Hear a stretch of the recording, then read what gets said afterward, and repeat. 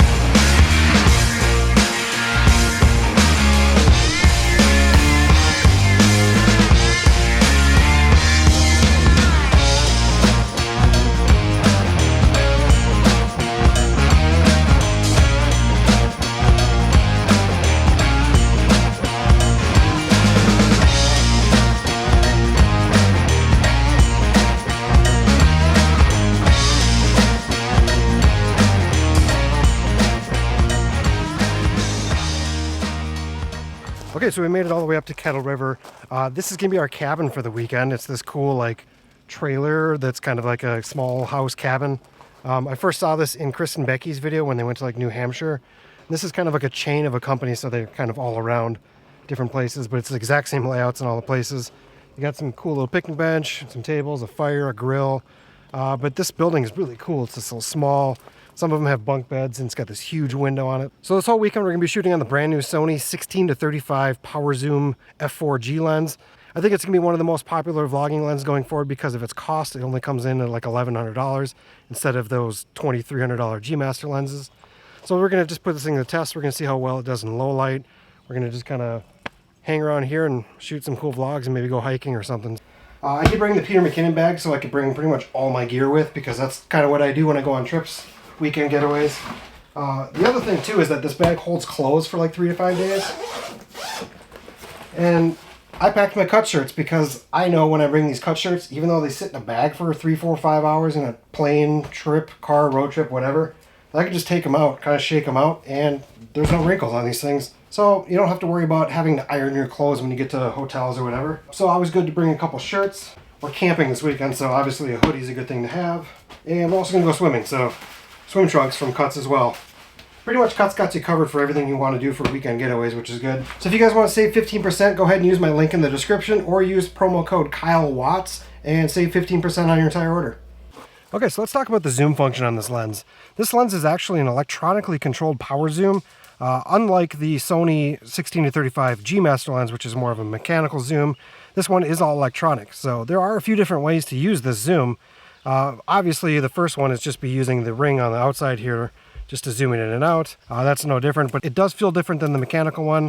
It doesn't have a lot of resistance and it doesn't have stop points. So it is just, you turn it one way, it's going to zoom in. If you turn it the other way, it zooms out. The other way to use the zoom on this lens is the actual power zoom button on the side, which is just an up and down switch. So if you push up, it's going to zoom in and you can control the speed with your camera. And you can pull it down to zoom out. So another method you can do is you can actually program some custom buttons on the back of the camera so you can control the zoom in or out that way. So if you want to have it on the back of your camera, you can do that. If you are using the FX3, you can use the zoom rocker instead. That one's already set, so you don't have to do anything with that. One of the other things you can do is actually use the Sony remote control that has like a zoom in and out function, and you can control the zoom from a distance away using the remote. And then also if you are using the Sony imaging app on your phone, you can use the zoom control on that as well. So only lenses with the power zoom function are going to be able to zoom in and out with a remote. So what's cool about that is if you are sitting a few feet away from the lens, you can actually still control the zoom even though you can't reach the actual lens itself. The electronic zoom feature though on this camera is going to be something that some people really like and then some people don't like at all. If you're coming completely strictly from mechanically zoomed lenses, you're probably not going to like this just because it feels so different than a normal mechanical zoom lens. There's no stopping points. It's kind of just if the faster you move it, the faster it goes, but it's all electronic and maybe it's something you will get used to, but if you're coming from that world, that you're probably not going to like this lens, at least initially. But if you're not coming from mechanical zooms, you're probably actually really going to like this zoom. I think it's something that's actually easy to be very smooth with as you're turning. Sometimes on mechanical zooms, as you're turning it, you might get little jitters and that will show up in the zoom. This one, it kind of just feels like it zooms very smooth and slowly. And I kind of do like that in some regards. But if you're looking for those like quick zooms like this, you're not going to get it because it's not as responsive as a mechanical zoom. And it does have its limitations on speed manually. So one other thing you can do that's really cool with this lens is you can actually turn on clear image zoom in your camera body, and then you can change this lens from a 16 to about a 52mm because you're using the crop of 1.5 as the clear image zoom. I thought I was going to be using the 16mm like most of the time with this lens because let's face it, when you're buying a 16mm lens, it's so you can walk around point it at yourself and have a very wide angle. I found myself using like 35mm range almost more than the 16. The 16mm length is definitely really good to get you in the picture if you're vlogging and like really small spaces if you want to make them look bigger. But when I put that thing into 35, getting those detailed shots in B-roll, like when we were grilling and doing other things, that 35mm, I gotta say, I'm like really starting to like that focal range a lot. Which is funny because I have that focal range on other lenses and I tend to not actually use that range. So surprisingly, I use the 35mm a lot more than I use the 16mm, which came to a surprise to me. All right, so let's talk about the build on this lens. This lens comes in at 353 grams, which is literally half the weight of the Sony G Master lens. It is a plastic body, but it does not feel cheap by any means. It has really nice rubber grips on the zoom and manual focus rings. But really what Sony wanted to do is make a really light compact lens, and then this is what that is. If I were to compare this to another one of Sony's lenses, it would be the Sony 20mm G lens. Although this lens does feel heavier than the 16-35, but they both have a very similar build. They're both about the same size, so if you're going to compare them to a different size of the lens, the 20mm is what I would compare it to. So as far as what comes with this lens, you'll get a little leather pouch, you'll get the shallow lens hood, and you'll get the lens cap. That's pretty much all you get with the lens. All right, so now if we're looking at the outside of the lens, let's go over some of the features it has. Like I said before, it has the electronic zoom ring, it has the manual focus ring, which is linear. At the bottom of the lens, it does have the autofocus, manual focus switch, so you can switch between auto and manual. So above that is the autofocus hold button, which is what it comes in by default. But if you go into your Sony menu, you can actually change that button to do whatever you want. So above that, you have the lever for the zoom in and zoom out. So at the back of the lens, we have the aperture, otherwise known as iris ring. That's going to be able to control your aperture from 4 all the way to 22, or there's a letter A, which stands for auto, which means if you can put it in there, then it's controllable through your camera and not on the ring. If you choose to use the aperture dial, there is a click off and on button. If you leave the click button turned on, you're going to get hard stops on all the different aperture stops. Otherwise, if you turn it off, you're going to have a very smooth throw without having any clicks or any resistance. And lastly, above that, we have the iris lock, which just locks the aperture ring itself. So then you can just lock it, not worry about accidentally bumping it later. So just like the old Zeiss 16-35, the lens does have a 72mm thread, just in case you're wondering as well. All right, so let's talk about vlogging with this lens, because honestly, that's probably the main reason why most of you guys are looking at this lens, is to be able to walk around and point it at yourself. How wide is it? What's it look like? So let's just cut to a shot I have here of me vlogging with this lens. Okay, so most of you are probably going to check out this lens because you want to have a good lens for walking around and vlogging. This is exactly what the 60mm looks like right now in active stabilization on the A7S III. So it's probably cropped in just a tiny bit. But I believe this is a really good focal length for vlogging. 16 is way better than the 20 or even the 24, just because it's wider.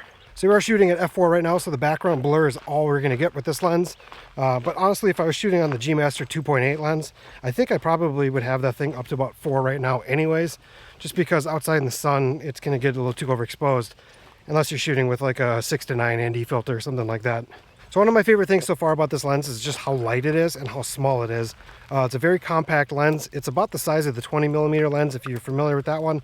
And it's probably about the same amount of weight, but it's definitely lighter than the G Master 16-35 and definitely lighter than the Sigma 2470 that I'm normally used to. So this lens will be very easy to pop on your camera and walk around and vlog because it really doesn't weigh a whole lot. And it keeps your setup quite compact. So I think this is going to be one of the most popular vlogging lenses this year, mainly because it is a 16-35, so you're getting that really good wide angle and you're getting that really good detail, kind of mid shot. But really it's because it's $1,000 less than that G Master lens, and it's just a couple $100 more than something like the Tamron lens or the new Sigma lens that's about to come out as well. But I think this one's going to be the most popular because it does have that 16-35 focal range and not like a 17-28 or 16-28. Because really, when I stop at 28 on this thing, I want more than that. 35 feels like a very good thing to go to. So one of the first things that I definitely noticed with this lens is just how sharp this lens actually is.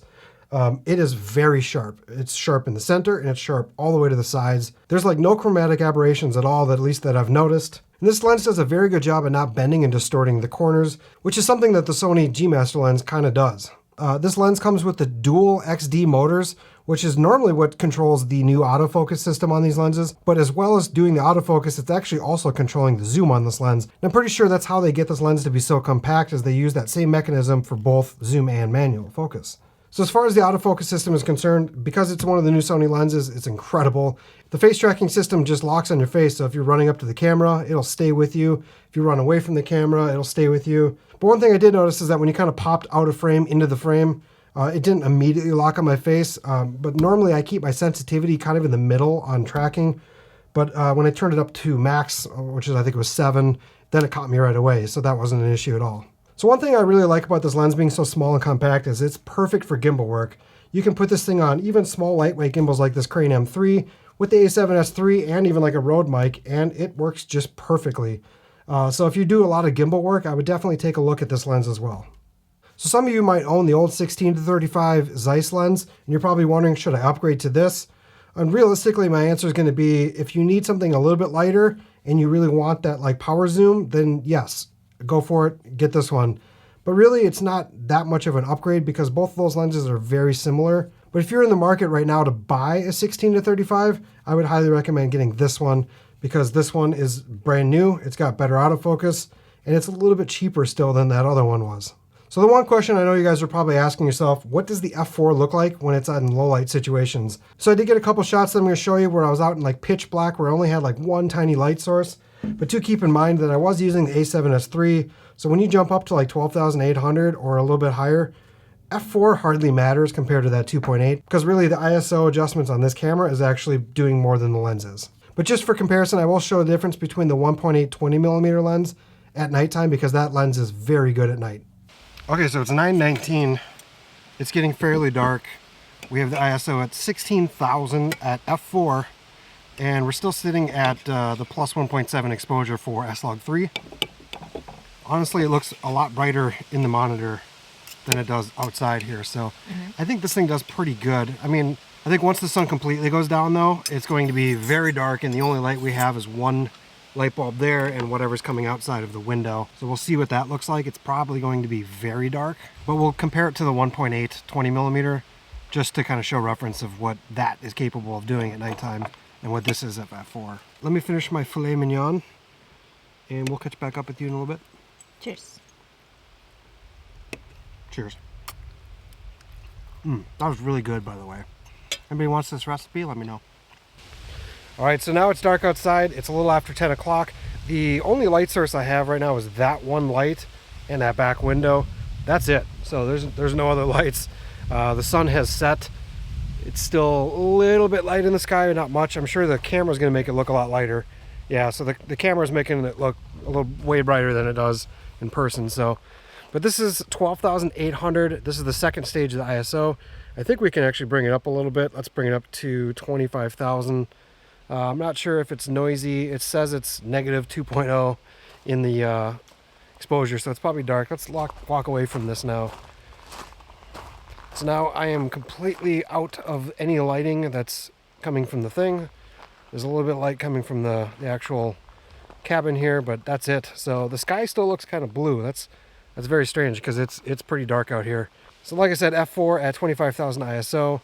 Let's see what the Sony 20mm 1.8 does at night and just kind of compare it to that. Okay, so clearly you can see that brought up quite a bit on the brightness. It's definitely making the sky look almost like overexposed at this point. But this is a 25,000 ISO at 1.8 on the Sony 20mm. But anyways, that just shows you the extreme difference between a 1.8 and an f4. Decide if it's worth it to you guys to spend more money and get the like G Master 2.8.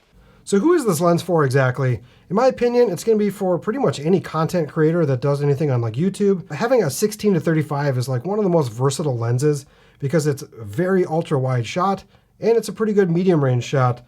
So if you're pointing this camera at yourself and vlogging, you want that 16mm. If you put this thing on a gimbal and you're going through houses doing like real estate videography, having that really ultra wide angle lens is really good for that. But having the ability to punch into like a 35mm is going to be very good for like product showcase, product photography, anything that you want like good detail on. And if you're looking at this lens for photography, this thing is very sharp, it's ultra wide, and that 35mm also does give you a decent option for like portraits as well. I didn't actually do much photography while we were out camping. I did get a couple shots, I can show a couple here. I just didn't really get a good chance to actually use it for photography this weekend. So my final thoughts on this lens is that I personally just enjoyed using this lens a lot this weekend. I really love that 16 range. I love that 35mm range. Like I said before, I kind of used that 35 almost more than the 16, but I really liked that this was a light lens. It made it carrying around on the camera super easy all weekend, especially when I paired that with like the compact like Rode Go 2 mic. It was just a very nice light setup for once versus my Sigma's 24-70, which is a big tank. So I do like how the image is incredibly sharp. In some cases, it's actually sharper than the Sony G Master lens. I liked the features of the power zoom. I didn't use them a lot, but I did do a couple dolly zooms and stuff like that, which was kind of fun. But for me, it's all going to come down to the price. Saving $1,000 by getting this lens instead of the G Master is a no-brainer for me. That extra $1,000 is just not worth getting the 2.8 aperture. This thing does a decent job of blurring the background, but on wide-angle lenses, you're really not going to get a ton of blurred background anyways.